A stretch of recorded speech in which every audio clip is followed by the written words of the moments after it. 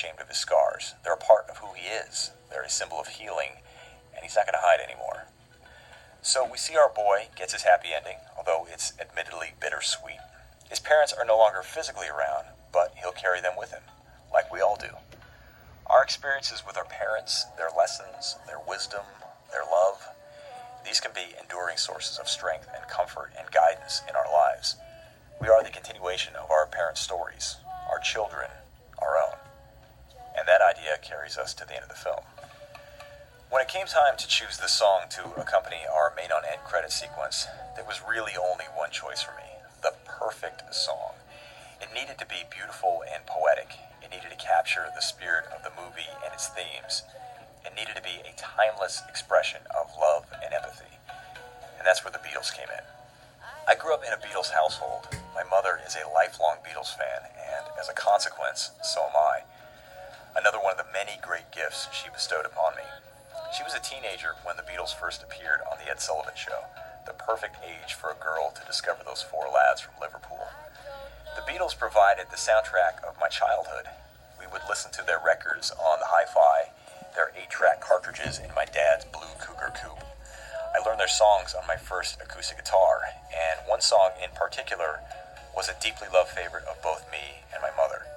That song is While My Guitar Gently Weeps, the perfect song for a movie about mothers and sons.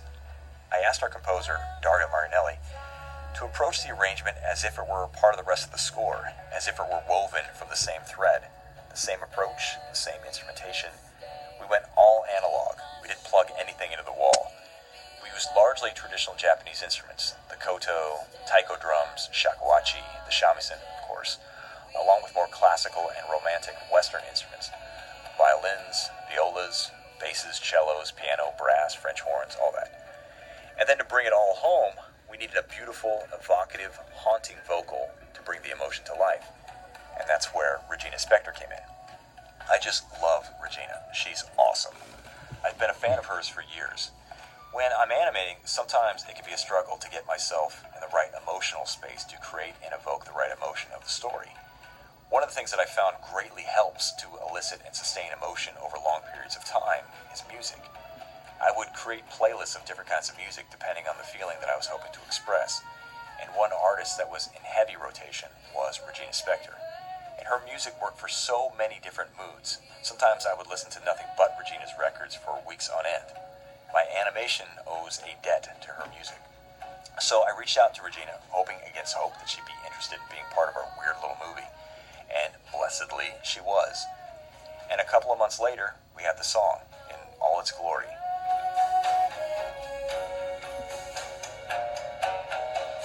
Every movie that we've done at Leica, going back to the first one, going back to Coraline, during the end credits, we always peel back the curtain to show the audience how this thing was done. You know, you hope that over the course of the film that people get immersed in the story and the characters, that they forget that they're looking at these little tiny objects that have been brought to life by the hands and the will of the animators.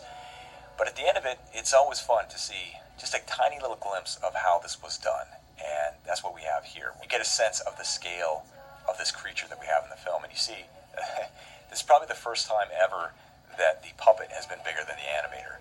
So it's always a nice little nod to the craft that we like to show at the end of the movie.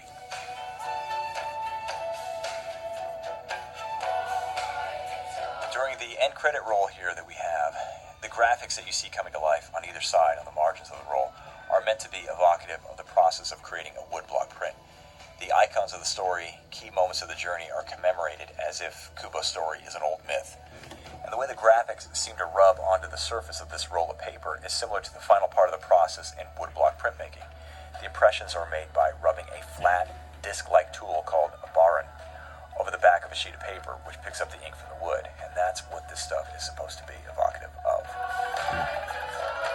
Working with our composer Dario Marinelli in this film was a dream. It was such a wonderful collaboration. We worked together on our last movie, The Box Trolls, and I was so impressed with his approach, his work ethic, and above all, his extraordinary, exquisite, achingly beautiful music. I was overjoyed when Dario agreed to work with us again on Kubo. This movie was heavy on the music. There's probably more music in this film than anything that we've ever done, and it plays an even more critical role.